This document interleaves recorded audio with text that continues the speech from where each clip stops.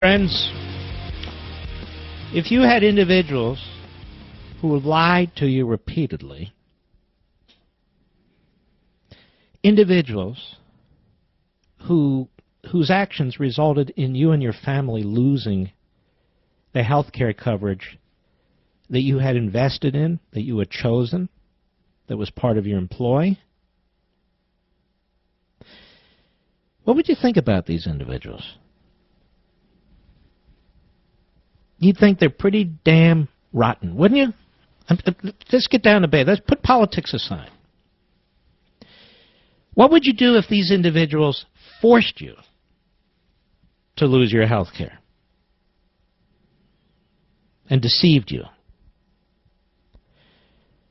Would you reelect them if they're politicians? Kay Hagan is a Democrat from North Carolina. She supported Obamacare every single step of the way. She voted to pass it. She voted time and time and time again against delaying it, against defunding it, against repealing it. She even voted against having it apply without subsidies to herself and her staff. Meaning, and let us never forget this, this law in certain respects doesn't apply to Congress in terms of the full expense of it, and yet it does to you. Kay Hagan, Democrat, North Carolina. Joe Manchin, there's a fraud if there ever was one, Democrat, West Virginia.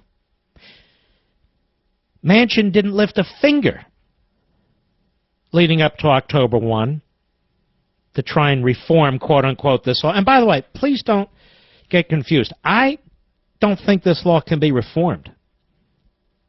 I think this law needs to be ended for reasons I've talked about before, not just the health care aspects of it. It's unconstitutional from my view.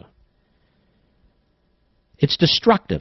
It's like a law that just keeps giving power more and more to politicians and bureaucrats. So we're going to waive this. We're going to increase this. The IRS is going to do this. It's like a grab bag. It's like the law of all laws. So it needs to be stopped. But back to the point. So Manchin, West Virginia. Then there's Mary Landrieu of Louisiana. How much more of her crap are you going to take, Louisiana? She was a proud supporter of Obamacare from beginning to end. Mark Udall of Colorado, another far-left liberal, trying to camouflage his record as some kind of a moderate of some sorts. And in Virginia, John Warner. Well, it's not... He constantly is pretending to be a fiscal conservative and a moderate. But he's none of those things. Warner voted for Obamacare and voted lockstep with Harry Reid and the others against altering Obamacare in any respect.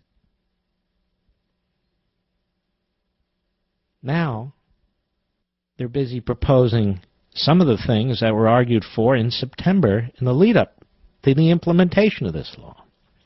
But beyond all that, what responsibility do these people have when they come to you and talk to you and vote on these issues? Should they at least know that what they're saying is a lie, that you couldn't keep your health care? And yet every damn one of them repeated that meme. Oh, you'll be able to keep your health care. Well, clearly it's not the case. Now, let me tell you something. In corporate law, there's something called strict liability, and in other areas too, but strict liability in many respects. The CEO, the board of directors, top management, they're held strictly liable, the audit committees, for what's done in the bowels of the bureaucracy. Shouldn't you hold these people strictly liable? Are you going to be fooled now by their phony efforts to save it? To save themselves and to reform this law?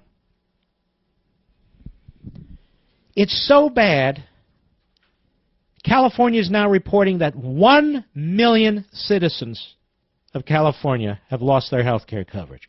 1 million in one state. It's so bad that Dianne Feinstein is now joining the push with the phony moderates, co-sponsoring a bill by Mary Landrieu to require insurance companies to continuing offering their existing health care plans. How is this even supposed to work? Now we have these knuckleheads involved in the specifics and in the details, requiring insurance companies to continue to offer their policies. In other words, they want to amend the Obamacare law to do what? I don't even understand how this would work. How would this work? If we now get to keep our insurance, then what's the point of the entire law? So I'm not sure how this would work. Another one, Mark Pryor of Arkansas. We have a number of affiliates in Arkansas. I just wonder if you folks in Arkansas are fed up enough to deal with this. Because on election day, election night when the returns come in, if these people lose one after another, after another, after another, that will be the shock wave that's needed.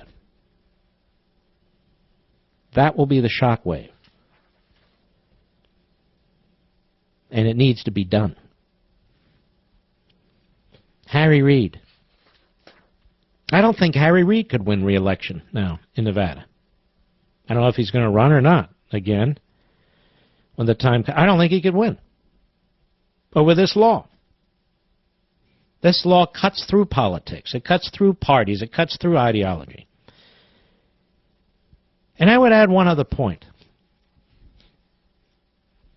Not so much in this audience, but there are people out there who time and time and time again trust these leftists and what they have to say.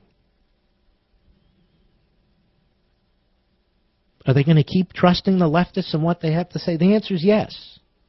Not in this particular right now, but the answer is yes. Because, you see, ladies and gentlemen, utopia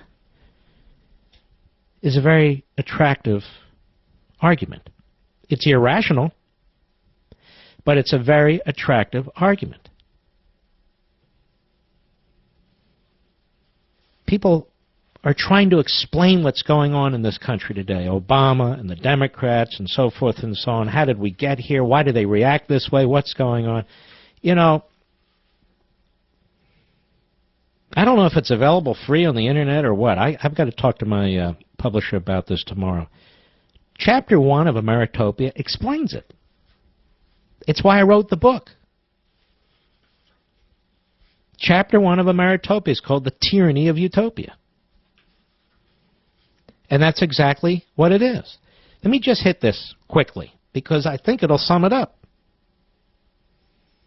Utopianism substitutes glorious predictions and unachievable promises for knowledge, science, and reason while laying claim to them all.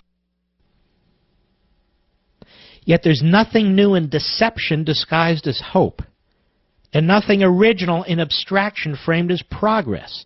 A heavenly society is said to be within reach if only the individual will surrender more of his liberty and being for the general good, meaning the good as prescribed by the state.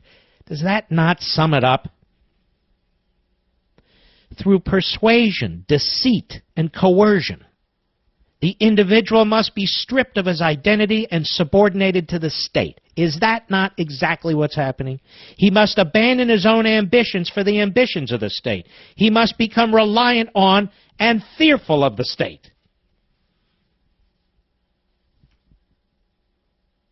Where utopianism is advanced through gradualism rather than revolution, it can deceive and disarm an unsuspecting population, which is largely content and passive. It is sold as reforming and improving the existing society's imperfections and weaknesses without imperiling its basic nature. And under these conditions, it is mostly ignored, dismissed, or tolerated by much of the citizenry and celebrated by some. That's Obamacare. Transformation is deemed innocuous, well-intentioned, and even constructive, but not a dangerous trespass on fundamental liberties. I said Chapter 1 of Ameritopia lays it out. Now, utopianism's authority also knows no definable limits. How could it? If they exist, what are they? Radical egalitarianism, or the perfectibility of mankind, is an ongoing process of individual and societal transformation that must cast off the limits of history and tradition and experience for that which is said to be necessary, novel, progressive, and inevitable, like universal health care. Ironically, inconvenient facts and evidence must be rejected or manipulated. Is that not exactly what has happened and exactly what is occurring? Inconvenient facts and evidence must be rejected or manipulated, as must the very nature of man. For utopianism is a fantasy that evolves into a dogmatic cause, which in turn manifests a holy truth for a false religion. There is little or no tolerance for the individual's deviation from orthodoxy, lest it threaten the survival of this enterprise. But the truth, this is in Chapter 1. I'm not hawking this book. This book has sold what it's going to sell. I'm just explaining it. Utopianism is regressive. Just think about Obamacare. Irrational and pre-enlightenment. It robs society of opinions and ideas that may be beneficial to the human condition now and in the future. It stymies human interaction, including economic activity, which progresses through a historical process of self-organization. The utopian pursuit commands the imposition of a purported design and structure on top of society by a central authority to arrest the evolution of the individual and society. This is exactly what's going on. This is what the statist does. They promote what's irrational, what's impossible, utopianism. And yet, it has an appeal to people. It disarms people. I'll be right back.